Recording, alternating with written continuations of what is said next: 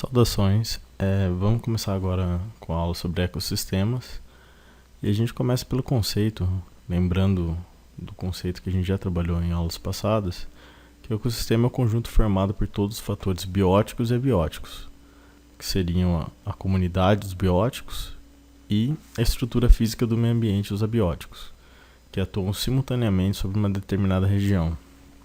Lembrando sempre que o ecossistema existe num espaço dado, geográfico. Partindo do ecossistema, a gente vai falar dos grandes biomas terrestres. Eles são tipos de ecossistemas. E os tipos, a gente chama de tipo, categorias que a gente cria para organizar as coisas. Então, para explicar os tipos, a gente pode usar as figuras geométricas. Aqui eu coloquei um monte de círculos, estrelas e quadrados. Círculos, estrelas e quadrados são tipos de figuras geométricas. São categorias. E dentro de cada tipo, elas podem ser um pouco diferentes. A gente tem uma bolinha maior, tem uma bolinha menor, mas mesmo elas sendo um pouquinho maior, um pouquinho menor, elas são mais parecidas entre si do que se a gente comparar um círculo com um quadrado. Então, cada uma dessas bolinhas representa um ecossistema diferente. E os tipos de ecossistemas são os biomas. Então, círculo seria um tipo de bioma, no caso, tá? Então, trazendo para a biologia, para todos os ecossistemas, a gente separa eles em categorias, por similaridades, mais parecidos, e essas categorias, esses tipos, a gente chama de bioma. Então, a gente pode imaginar que os círculos dessa figura representam um tipo específico de bioma. Vamos pegar, por exemplo, a savana. E por mais que as savanas sejam bem diferentes entre si, elas ainda são mais parecidas entre si do que se a gente comparar a savana com outro tipo de bioma, como por exemplo deserto e floresta pluvial tropical. Vai ficar mais claro quando a gente mostra a imagem. Então, aqui à esquerda, a gente tem uma savana africana. A gente tem árvores grandes e bem espaçadas. Esses pontinhos cinza são elefantes. Aí uma grama alta e sempre árvores maiores. Na direita a gente tem uma figura do cerrado no Brasil, que é a savana brasileira. A gente tem a mesma grama, a gente tem algumas árvores que são bem menores, são arbustos. Não chegam nem perto da altura dessas outras árvores aqui. Mas se olhar o jeitão da coisa, a gente vê que a fitofisionomia, que é a aparência, a forma que as plantas têm, fica bem parecida. A gente tem árvores bem separadas e a presença de grama. Bom, mas é diferente, mas é muito mais próximo isso do que se a gente comparar com o deserto. Aqui uma foto de um deserto que tem bastante mato até. Então você tem os arbustos aqui, você tem umas plantas bem baixinhas, mas não tem nenhuma árvorezinha. E você vê a terra. É muito fácil de ver a terra, porque a falta de água é muito grande. As plantas não conseguem crescer e plantas grandes não conseguem se manter. Então, a diferença que existe entre as duas savanas, ela é muito pequena perto da diferença que existe entre uma savana e o deserto. Se a gente coloca então uma floresta pluvial tropical, aí a coisa fica bem mais diferente. Olha o tanto de árvores, essas árvores são todas altas. Elas tomam praticamente todo o território porque tem muita água abundante. Tem muita água disponível. Bom, então a vegetação das duas savanas, ela é muito mais parecida entre si do que se comparado aos outros biomas. Acho que ficou fácil de entender isso. Então, os grandes biomas terrestres, eles apresentam tipos fisionômicos semelhantes de vegetação. Então, a vegetação vai ter esse mesmo jeitão que eu falei, e vai ter uma quantidade parecida. Porque essa quantidade de vegetação é sustentada geralmente pela disponibilidade de água. Então, de novo, a foto das duas savanas tem o mesmo jeitão. E elas estão estreitamente relacionadas às faixas de latitude, latitude, lembrando que é a variação em relação à linha do Equador, que vai ficar mais ou menos por aqui. Essa variação latitudinal, ela corresponde ao clima. Perto da linha do Equador, a gente tem maiores temperaturas. Perto dos polos, a gente tem menores temperaturas.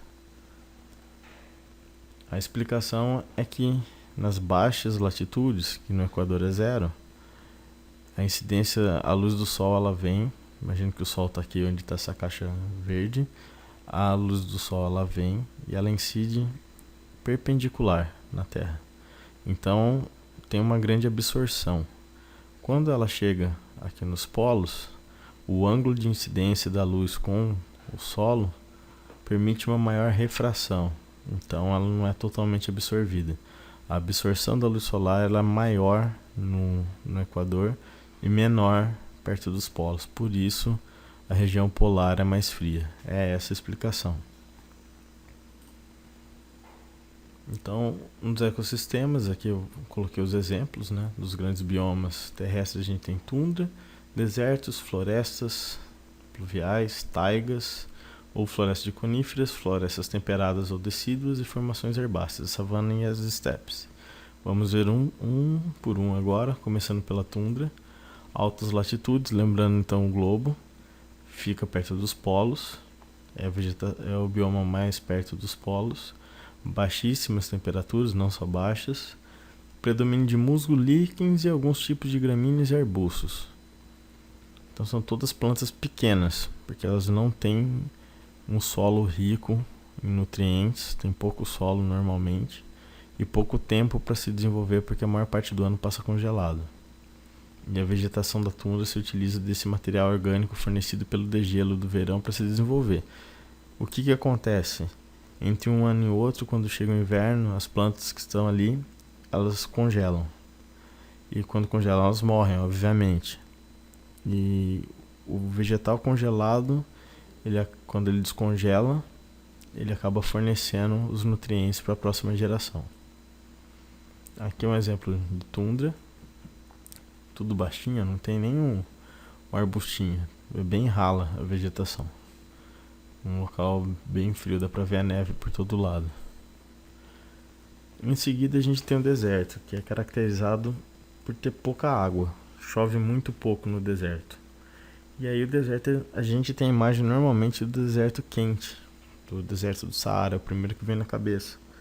Mas ele também pode ter temperaturas muito baixas, como na Patagônia, como na Antártida. O que caracteriza o deserto então é sempre a pouca quantidade de água, a pouca chuva, no caso, a pluviosidade. E aí a gente tem sempre presença de plantas adaptadas à seca, porque planta normalmente gosta de muita água.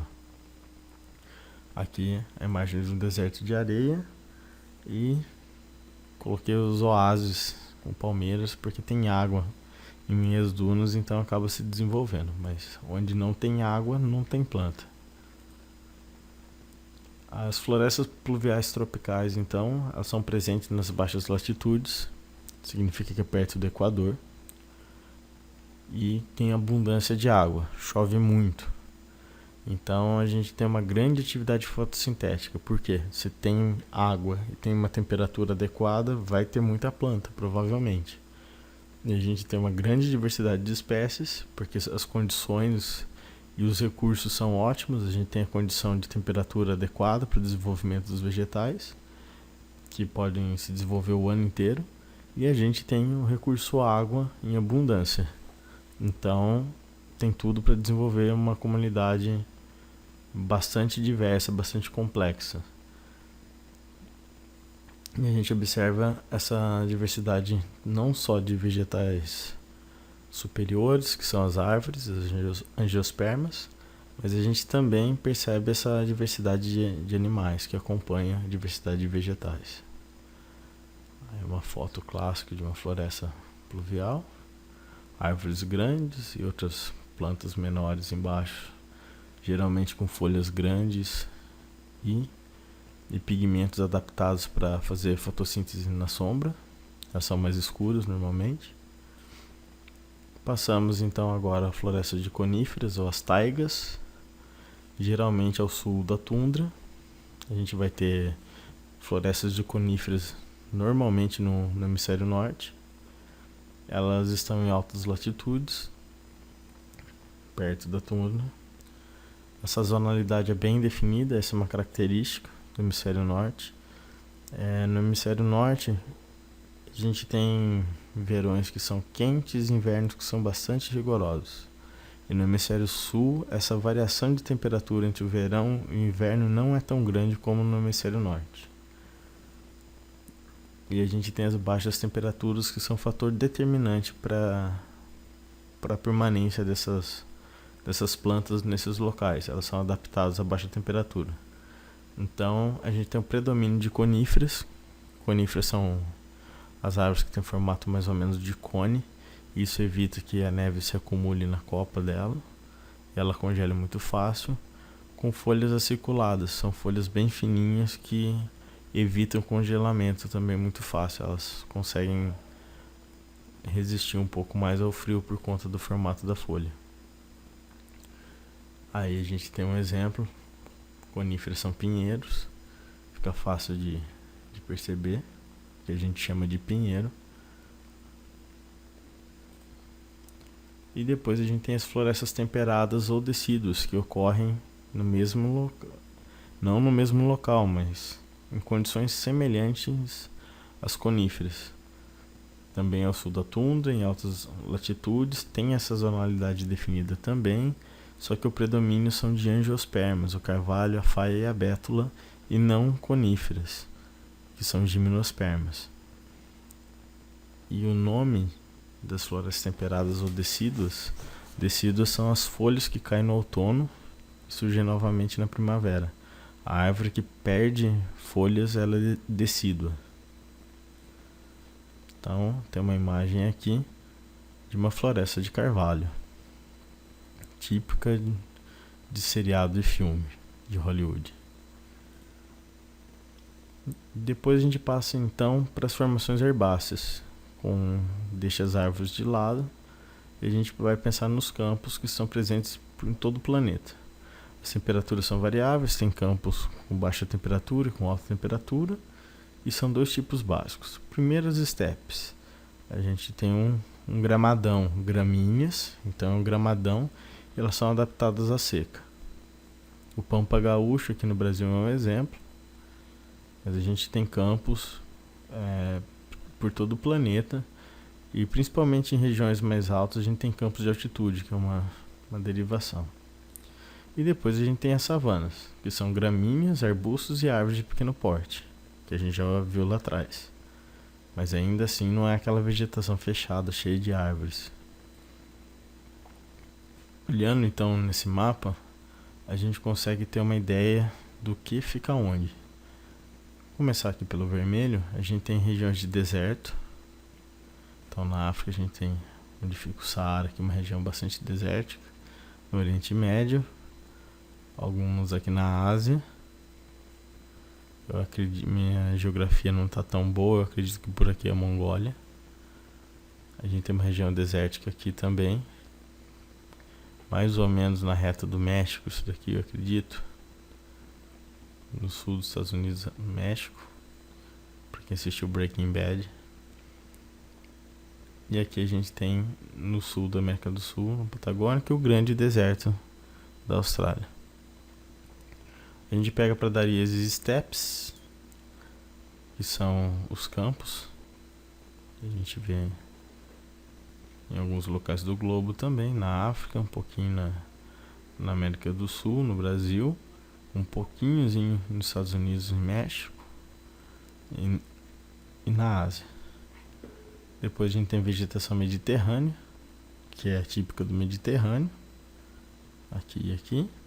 Floresta temperada subtropical, temperada aqui, e a subtropical, e espalhado pela Europa tem bastante aqui remanescente. Subtropical acho que tá por aqui, pela cor tá por aqui. Depois a gente tem floresta de coníferas, toda essa região do Canadá e Estados Unidos no norte. E aqui na Rússia, a tundra lá pra cima, em roxo. Detalhe que a tundra só existe no hemisfério norte. Floresta tropical na Amazônia. A gente tem aqui perto do, se não me engano, na altura do Congo, na África. E a gente tem bastante aqui na Oceania. E por fim, o mais importante desse gráfico é a agricultura, que é esse beijinho aqui, ó. Aqui a gente imaginava que deveria ter pelo menos a Mata Atlântica, um filetinho, mas a gente tem toda a zona de cultivo. Olha o Brasil, olha os Estados Unidos e a Europa. Olha o que a civilização faz com o nosso mato. Tem gente que acha bonito, já imagina o milho, a soja, um monte de trator. Eu tô imaginando um tanto de árvore que foi cortada. Então, esse mapa é interessante principalmente por mostrar que os biomas naturais foram suprimidos pela agricultura. Tiraram o mato para plantar, né? Depois vocês dão uma olhada com calma nisso, é interessante olhar ponto a ponto. Agora a gente passa para os ecossistemas do Brasil, começando pelo sul, no Pampa Gaúcho, que pega um pedaço da Argentina e do Uruguai também. E a gente tem gramíneas e também tem florestas em formato de galeria em volta dos rios. Tem umas florestinhas em volta do rio, a mata de galeria. Mas aqui é o campo, o Pampa Gaúcho. Aí subindo, chegando em Santa Catarina e Paraná, a gente tem a mata de araucária, que é a gimnosperma brasileira. Olha que bonitona, o pinheiro do Paraná. Uma árvore muito bacana que produz o pinhão, que é muito gostoso também. Além de tudo, ela produz um negócio que é gostoso de comer. Depois a gente tem os manguezais, que vão ficar próximo ao litoral, que é muito legal de visitar. É um lugar bem fedido, que você atola bastante, mas é extremamente legal de ir. Seria a versão brasileira dos pântanos que a gente vê nos filmes. É bem bacana. Então são solos alagados e eles são bastante instáveis. Você vai pisando, você vai afundando. Eles são ricos em matéria orgânica e pouco oxigenado. Então tem bactéria e fede bastante. Tem aquele cheiro de decomposição, de podre. Em algumas plantas elas têm raízes respiratórias e outras com raízes tipo escora. Então aqui, quando a gente olha nessa foto, na setinha, a gente tem as raízes. Essas raízes vão saindo do caule. Quando a planta vai tombando, ela identifica para o lado que ela está caindo. Como o solo é instável, ela vai tombando e aí ela projeta as raízes. Ela não vai tombar do dia para a noite, ela vai demorar para inclinar. E essas raízes vão caindo no solo e apoiando. Então é bem comum você ver as plantas de mangue todos com o tronco inclinado e sustentado por essas raízes adventícias aqui. Passando então para o cerrado, ele corresponde a 25% do território nacional, é muita coisa. E todo mundo acha que é mato. O que o paulista normalmente chama de mato é cerrado, tá? É um bioma. Ele é composto por gramíneas, arbustos e árvores retorcidas. Vocês devem lembrar bem dessas árvores, tem uma casca grossa que é para resistir ao fogo. Se assemelha com o bioma da savana africana, que é a referência nossa de selvagem por conta da influência cultural norte-americana. É sempre pensar no safari da África. Se a gente fala de bicho, a gente vai pensar no leão, no elefante. Então ela se assemelha com a savana. E tem um importante papel das queimadas no cerrado. O cerrado ele pega fogo por ser muito seco, então na estação seca ele pode pegar fogo. Quando ele pega fogo, as árvores maiores acabam morrendo e só as árvores menores que são adaptadas ao fogo, elas sobrevivem. Então a gente tem aquele padrão de árvores separadas, bem esparsas, por conta do fogo. Em locais como na minha cidade natal, tem áreas de cerrado que não pegam fogo há muito tempo. Então as árvores vão ficando maiores e as espécies conseguem desenvolver uma altura grande, vão tomando conta e parece um bosque. Lembra uma floresta, eles chamam de cerradão. Não é o caso aqui. Aqui, nessa imagem de cerrado, a gente tem pequenas árvores bem espaçadas. Outra coisa interessante é quando você vai para a região da Chapada, por exemplo, ali perto de Cuiabá, você vê que o solo do cerrado ele é cheio de pedra. Então é até engraçado você pensar como que nasce a árvore ali, porque onde você vai é pedra, você não vê terra. Para aquele lado é bem interessante.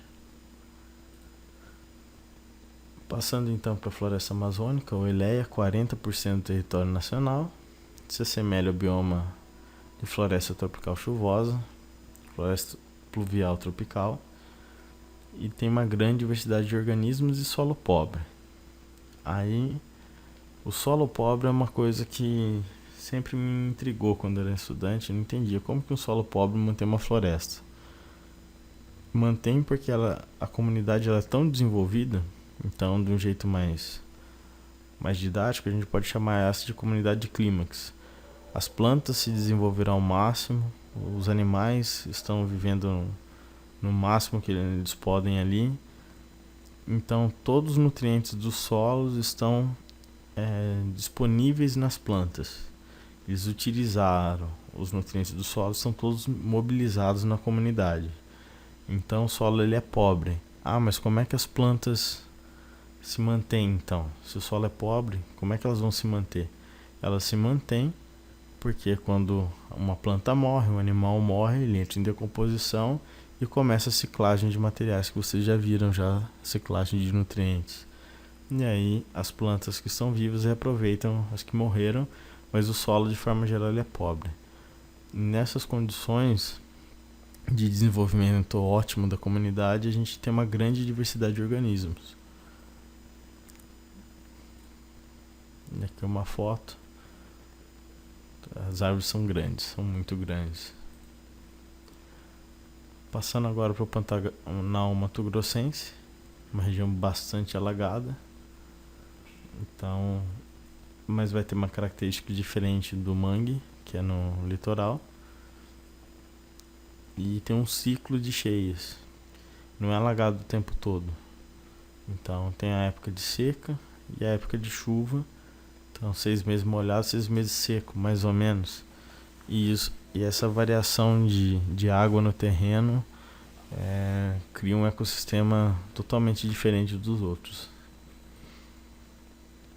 Depois a gente tem a Mata Atlântica, que para mim é o ecossistema mais legal. Eu adoro a Mata Atlântica. Ela apresenta grande pluviosidade, mas se enquadra nas florestas semideciduas. Significa que algumas plantas perdem folhas na região na época mais fria do ano. E apesar de ter muita água disponível, essas plantas vão perder essas folhas na época mais fria do ano. Aqui uma foto de Mata Atlântica. Essas samambaias, eu gosto muito uma quantidade muito grande de samambaia na Mata Atlântica. Caatinga agora, acho que a televisão explora bem o universo do sertanejo e a Caatinga, então acho que todo mundo já viu de alguma forma. E a característica da Caatinga é que ela se desenvolve em elevadas temperaturas, é muito quente, não tem água, e essa seca característica favorece o desenvolvimento de plantas resistentes à falta d'água. Então, normalmente a ideia que o brasileiro tem de deserto é a Caatinga, que ainda é uma vegetação que permanece, ela é toda ressecada, cheia de espinhos, mas ela ainda não é um deserto. É uma região que está num processo de desertificação. A Mata dos Cocais talvez seja a menos conhecida, mas é ali no Maranhão e você tem muito coqueiro. Ao invés de um monte de árvores, você tem uma população enorme de coqueiros, uma comunidade baseada nesses coqueiros. E aqui a gente tem a fitogeografia brasileira. A geografia, todo mundo sabe que é fito, é de planta. Como que as plantas se distribuem no Brasil. Então, de uma forma bem didática, em verdinho a floresta amazônica, que a gente tem que dar um destaque para ela.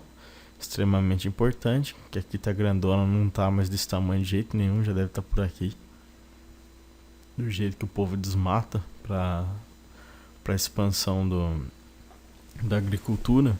E funciona da seguinte maneira: o agricultor põe fogo no mato, na Amazônia, a mata cai, aí eles soltam os bois, depois de um tempinho vem a expansão e vão plantando soja, vai subindo, extrai madeira, coloca boi, coloca soja, e a fronteira vai subindo e vai comendo a mata.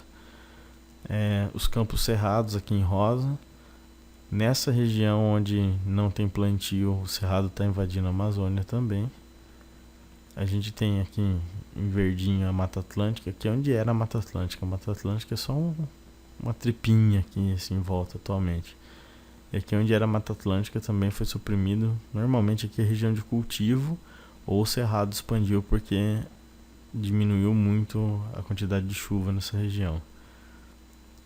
O Pantanal no cantinho, a Caatinga no nordeste, onde a gente imagina, a zona dos cocais aqui, bem restrito, vegetação litorânea, as restingas e os manguezais aqui, bem característico do litoral, os pampas gaúchos, mata da araucária. Então a gente tem basicamente os três maiores, a Mata Atlântica, era pelo menos, não é mais, o Cerrado e a Floresta Amazônica. Isso é um modelo didático, e quando a gente se aproxima um pouco da realidade, o mapa do IBGE, a gente vê uma coisa mais ou menos assim. Já fragmenta bem mais os tipos, já tem uma mistura bem grande. O rosa, que é a savana,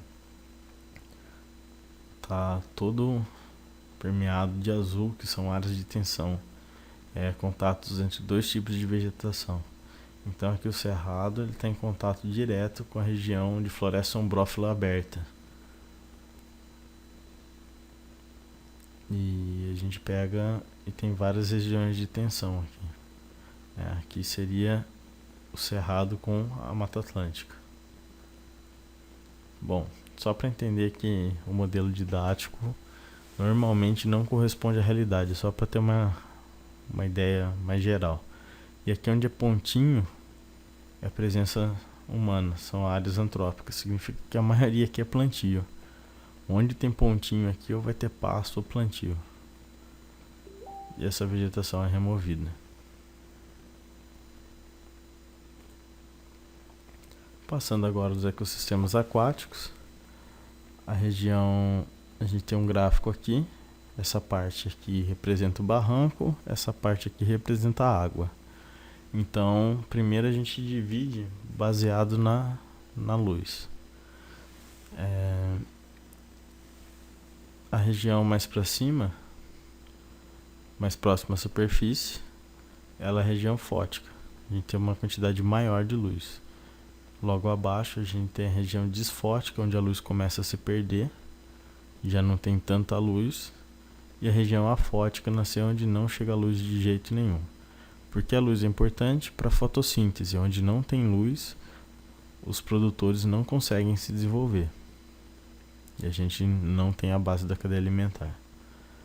Bom, agora pegando os números aqui, o número 1 representa o nécton, que é a palavra que define o ambiente, o local onde os organismos livres se deslocam ativamente. Os peixes vivem no nécton, que é a coluna d'água. Vai para onde quiser, para cima, para baixo. O plâncton é a região superior, próxima à superfície. Então, o fitoplâncton, fito de planta, vai ficar aqui em cima, são as algas que ficam na superfície da água. E o zooplâncton são são os animais bem pequenininhos. Chega a ser micro, a gente consegue ver a maioria deles. E eles vão se alimentar normalmente das algas e depois os peixes vêm comer esses animais.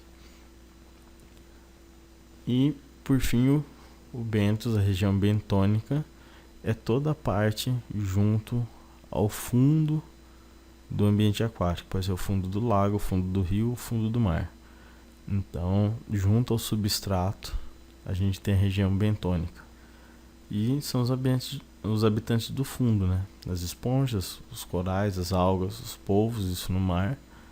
No riacho a gente tem um monte de inseto que vive aqui, tem cascudo, que é um peixe que vive enterrado, vivem todos enterrado não, vive raspando o substrato, e são todos da região bentônica.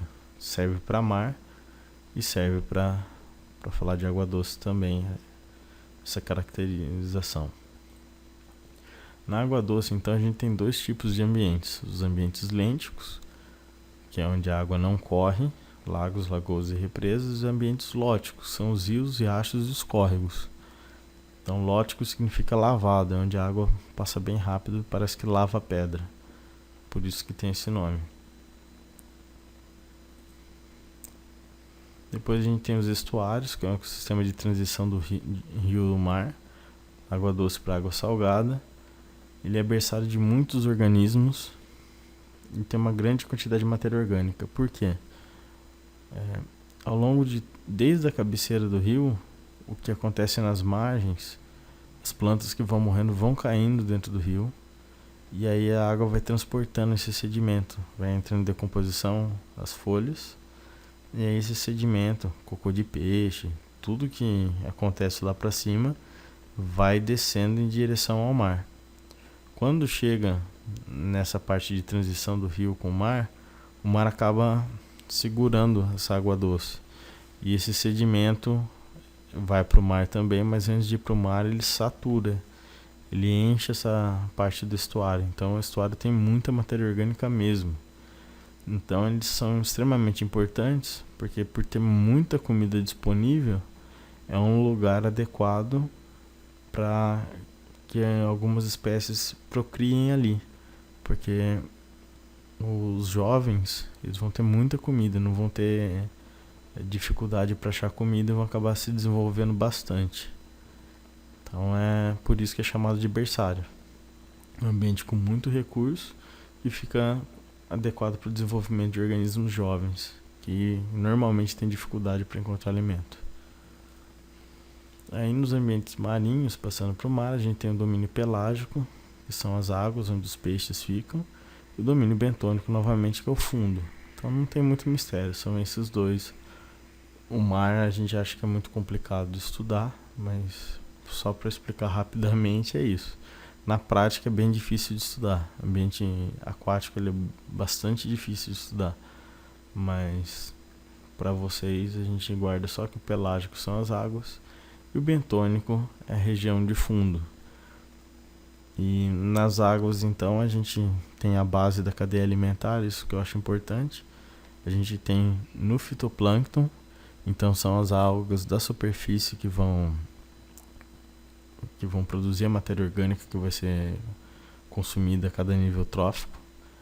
E quando a gente tem um domínio bentônico, a gente tem um fundo numa região com luz, uma região fótica, aí você tem algas grudadas nas rochas ou no substrato, ou se desenvolvendo ali no meio da areia, que vão ser os produtores que sustentam essa cadeia alimentar. Então por isso que essa diferença, se é no domínio pelágico, são as microalgas do fitoplâncton, e se é no domínio bentônico, pode ser algas que são micro também, que ficam por ali, mas também pode ser macroalgas, algas grandes que a gente pode enxergar. Bom, é isso essa aula. Espero que vocês tenham entendido.